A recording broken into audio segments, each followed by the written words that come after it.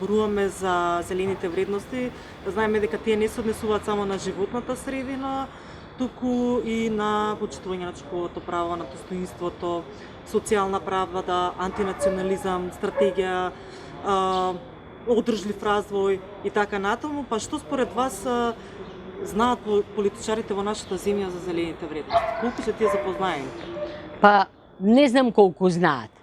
Меѓутоа знам дека во она што представува нивно делување не постојат зелените вредности. Значи, прво и онаа најосновната, онаа која што не поврзува со целиот свет, а тоа се климатските промени, не фигурираа ниту во програмите, ниту во настапите на политичарите пред граѓаните во рамките на предизборните и изборните активности.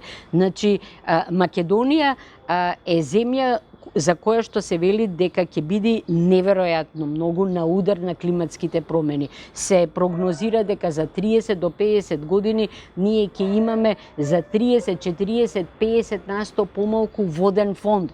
Тоа значи дека тоа е нешто кое што треба да се има предвид кога се размислува за структурирањето на градовите, за инфраструктурата, за економијата, за начинот на искористување на почвата и на она што го имаме како воден фонд, за земјоделието, градинарството. Значи, тоа е поврзано со живеењето на државата, со живеењето на луѓето, меѓутоа никој не го спомнува тоа како да не постои.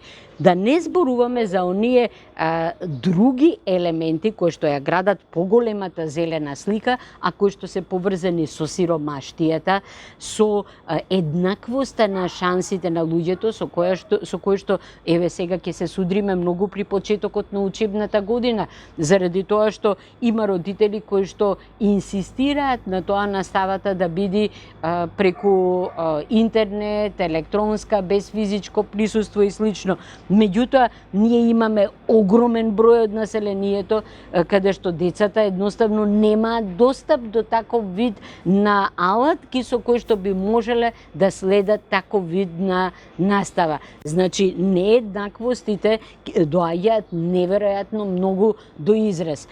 Начинот на искористувањето на енергијата, наместо тоа да стане, да речеме, сончевата енергија, нешто кое што ќе биде на таков начин поддржано од државата, кој што ќе овозможи секој граѓанин да учествува во искористувањето на таа енергија, се формулираат закони, се создаваат услови повторно за монополизација нечија, за монополизација на искористување на оваа енергија и луѓето повторно да треба да плаќаат за нешто кое што може да биде многу ефтино, многу достапно и во кое што тие ќе можат да штедат наместо да трошат пари. Значи, сите тие елементи се дел од еден многу комплексен систем. Меѓутоа, во Македонија не се размислува системски, а најстрашното од се и најголемиот показател е отсуството на институционален континуитет, на институционално помнење. Значи, системските промени, вакви системски зафати се прават тогаш кога постојат институции кои што функционираат во континуитет, каде што ниту кадрите, посебно администрацијата, меѓутоа ниту начинот на работа не се менуваат катадневно или не се менуваат со секоја промена на власта или заради тоа што дошол некој нов министер на власт, туку се тоа институции кои што ја даваат стабилната основа, кои што ги прават анализите, кои што ги прават прогнозите, кои што го прават она темелно ткиво на државата врз кој што се градат политиките, идеите, визиите и се останато. Ние го немаме темелот во институциите.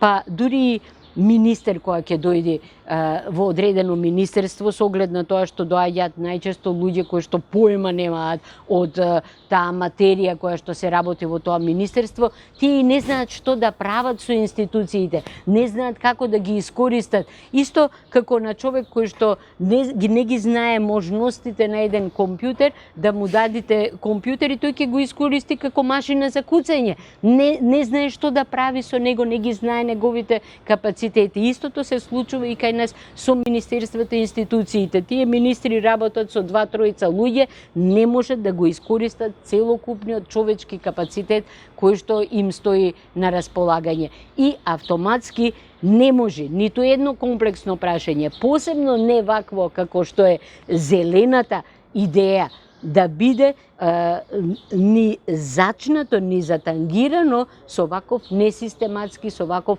кампањски адхок пристап на државата. Значи немаме шанси ние. Значи ние мораме да размислуваме не 50, не 100, 200, 300 години веќе нанапред. Значи кога се гради пат, затоа што се рачунам дека за 200-300 години треба да го поврзиме тој крај заради овие причини. Кога ќе се отвори каменолом, се знае што ќе се направи по 10, 20, 30, 50 години со тој простор кој што ќе биде упропастен и кој што ќе биде извлечен од природата.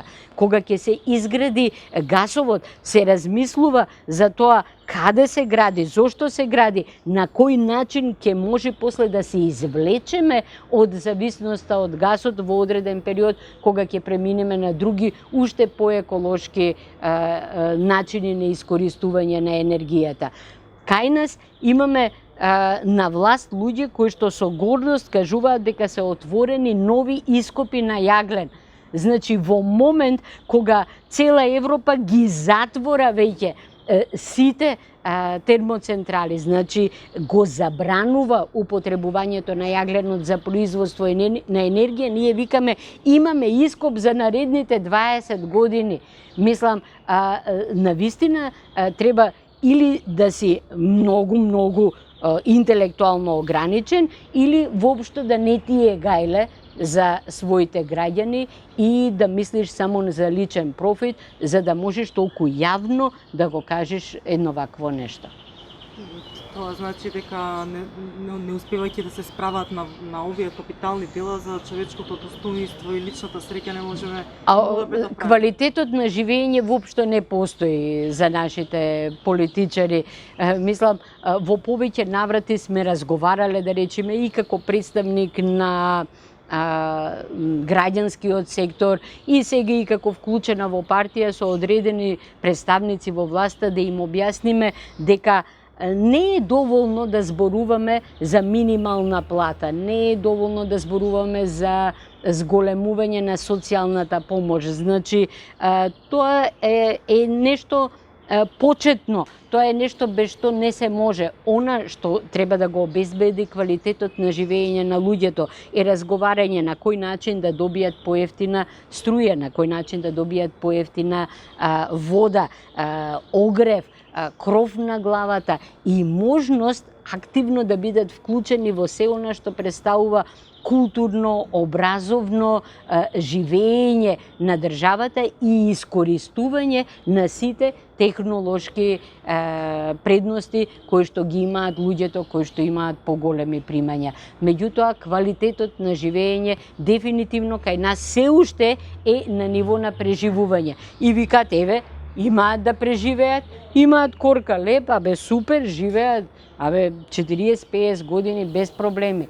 Значи, дури до нашите политичари не доаѓа еден многу, што да ви кажам, многу јасен податок дека животниот век во Македонија е за 3, 4, 5, 10 години понисок од она што представува животен век во развиените демократски држави. Значи, здравието на луѓето и автоматски со тоа квалитетот на живење на тие луѓе е за 2, 3, 5, 10 години понисок од оној во развиениот свет. Ама затоа ние можеме да се пофалиме дека имаме растички национализам во земјата. Што ќе кажете за тоа? Колку му оди тоа во прилог, како е губитникот?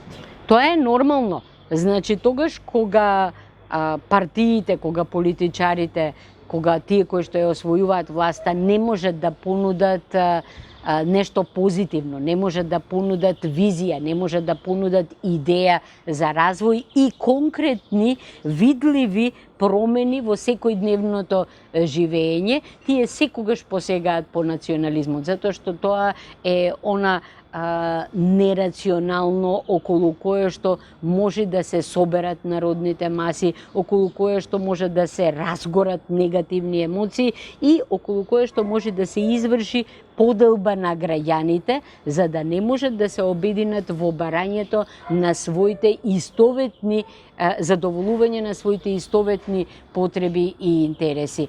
Така што национализмот секогаш е тука како што да ви кажам, како некоја алатка по која што посегаат партиите во моментот кога немаат веќе ништо друго и за која што знаат дека секогаш можат да ја употребат и дека секогаш ќе даде резултат. Било да го одвлече вниманието на граѓаните од она што им се случува, било да каже па добро сега еве ќе јадиме коренчиња, ама барем името го задржавме, или да ги разедини на начин кој што ќе оневозможи нивни заеднички настап, независно од етничката припадност. Како против ваквите појави на национализм?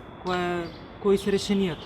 Значи, единствено решение е развојот на граѓанството и на граѓанското чувство. Значи, мора луѓето, и мислам дека во Македонија постепено тоа се развива многу бавно, мислам, многу споро оди тој процес, меѓутоа постои таков процес на осознавање на граѓанската припадност, на осознавање на споделувањето на истите проблеми на граѓаните, осознавање дека дишат ист воздух, дека јадат иста храна, дека пијат иста вода и дека на ист начин тоа негативно влијае на сите нив независно од етничката припадност и дека во крајна линија можат да се најдат начини на кои што етницитетот, културната посебност, културните разлики ќе можат да бидат навистина и почитувани и развивани, без тоа да има влијание врз она што представува задоволување